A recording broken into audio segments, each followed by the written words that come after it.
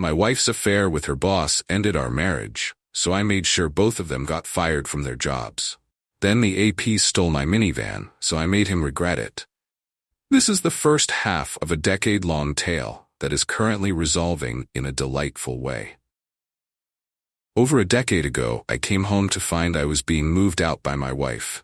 We weren't in a great place, but I was blindsided. I was also served with a protection order stating that I could not return home without prior written permission. I also had to go through my wife to see the kids, and it was in effect for 90 days. I was devastated. A relative connected me with a lawyer who was as tough as they come. She filed a rebuttal to the protection order, but told me that these things take time, and we were unlikely to see a judge before the 90 days were up.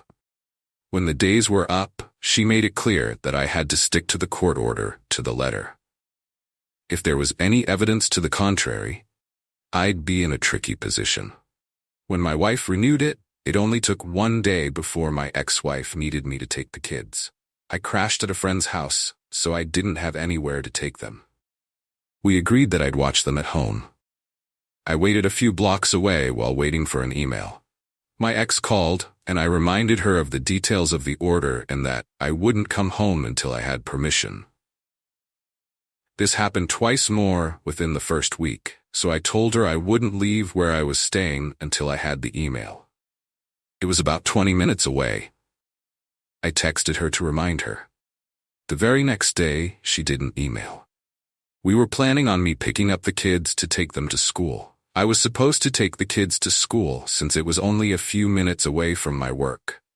However, I didn't have written permission, so I ran out of time to drive to pick up the kids and then make it to their school and work. She called me furious because I wasn't there. I reminded her about the permission and that I was out of time. She ended up being very late to work that day. Then she wanted to write me a blanket permission note. She said she could come and go as she liked, but I told her not to. She didn't follow my advice. They both had to get to work, and that was the day I learned that he was her direct supervisor. I had to call a friend from work to pick up the kids and take them to school. I had to take them to school, and the friend found out. It got out at work. Within a week of that, the boyfriend was fired over the relationship, and my ex was suspended. I had my own place, so the kids ended up staying with me most days. I later learned that the protection order was the boyfriend's idea. My ex was quite mad about it, as it turned into evidence that I wasn't a threat to her. The family and the judge were pretty harsh with her over it. When we settled for support and parenting time, she called it intentional and harmful parental alienation. Part 2. This is the second part that was removed from Pro Revenge. I might fix it later. This is the second half of a decade-long tale that is currently resolving in a delightful way.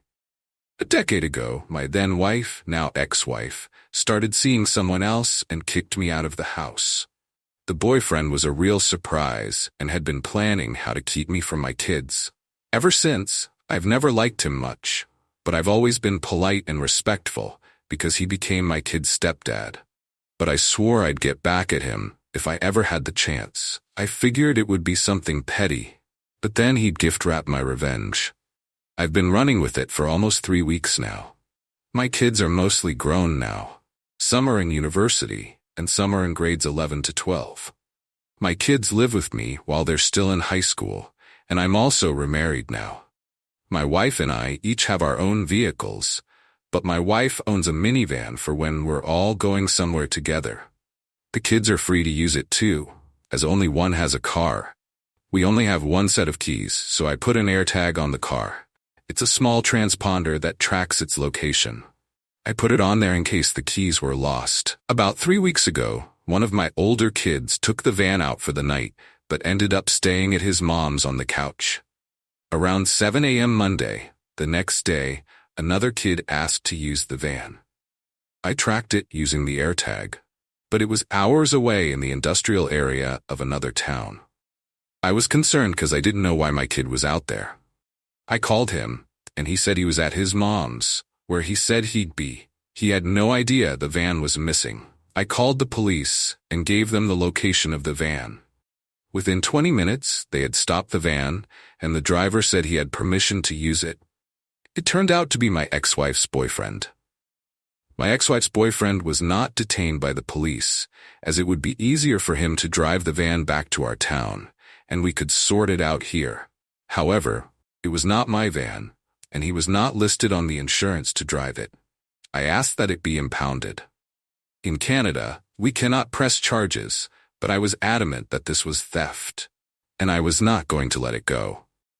Since the guy was out of town with no ride, the police did end up detaining him, probably because it was easier. I was given info for the yard where the van was impounded. Since we had the next day off, my wife and I drove out to the yard to pick it up. When we got there, I first checked for damage since it was sitting a little low. Nothing was outside, so I checked inside and found that it was loaded with industrial equipment. I noticed that the fasteners and cable ties on the CMC mitigation were missing. It turned out that my wife's van had been used to pick up stuff for work. My wife went straight to the office and I had to run to keep up. She asked who had access to the van. They only had the keys, so she was sure that only she or I had used it. I explained that no one else had accessed the van. I gave them $35 as a tip. They promised me that no one would get in there, and they actually moved the van into a secured area within the yard. Then we went home without the van. I got a call from my ex, with whom I have a good relationship now. She was living with her boyfriend and was clear with me that any and all consequences were squarely on him. He's kept his job, but is missing the next pay increase and is not getting his year-end bonus. He still has his job, but he's not getting his year-end bonus or the next pay increase. My ex-wife had their way, and there weren't enough staff to let him go. But he's in a bad way at home and at work. There's still no word on criminal charges for taking the van, but that's the Crown's department, and I'm not suing in civil court.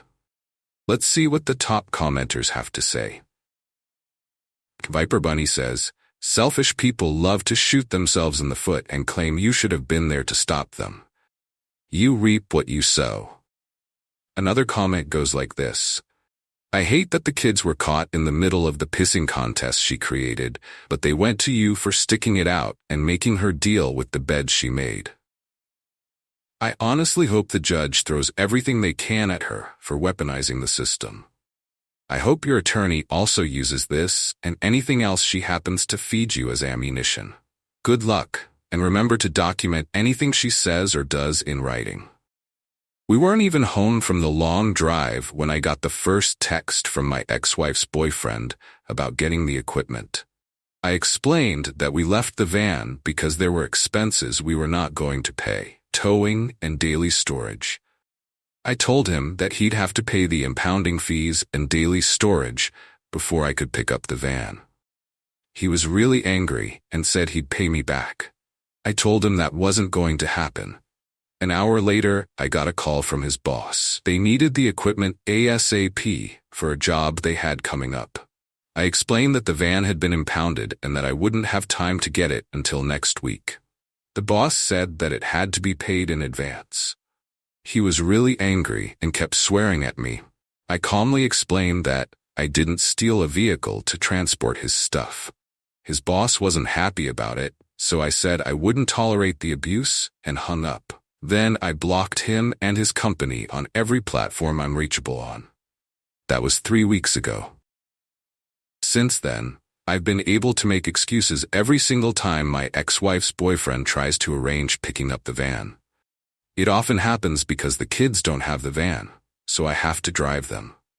The boss has managed to get through a few times using other numbers and sending a ton of emails that I ignore. But I did reply and explain that both my wife and I need about 4 hours to do the round trip and that it needs to be paid for ahead of time. It's added up to $25 a day for secure storage, plus towing and impounding fees, etc. Plus, I wanted to be paid. My ex-wife's boyfriend and I agreed on the standard rate for fuel and travel time, which is 58 cents per kilometer. The boss transferred us the total cost. Our driving the van has made one trip, And her car has done too, which has cost almost $600. On Friday, my wife and I drove out and picked up the van, which was prepaid and ready to be released.